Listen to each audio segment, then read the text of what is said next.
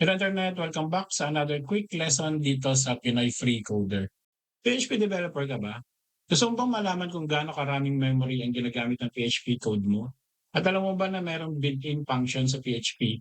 At yun ang ituturo ko sa inyo ngayong araw. Ang pangalan ng function ay memory get usage. Ang memory get usage ay isang PHP internal tracking at kung gusto niyo naman makuha yung real system memory, kailangan lang natin magpasa ng true as an argument dun sa loob ng kanyang function. Okay, so paano ba natin siya gamitin?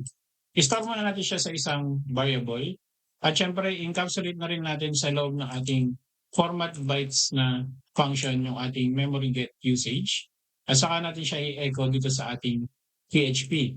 Tapos i-echo lang natin yung initial memory. At tingnan natin kung gaano karami yung kinakain ng ating PHP code using this simple script. Kung makikita nyo, kumakain tayo ng 2 MB memory para lang ma-run yung ating PHP code.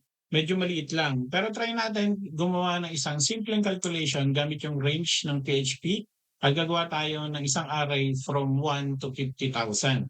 At i-try uli natin tawagin or kunin yung memory after the large array creation. Okay, so try naman natin siyang i-display dito sa ating web browser gamit yung ating format bytes ng function na ginawa natin dito kanina at i-refresh. So makikita nyo, before the execution, meron tayong ginamit na 399.17 kilobytes. Pero after natin mag-range sa PHP, ay kumain tayo ng 1.39 MB.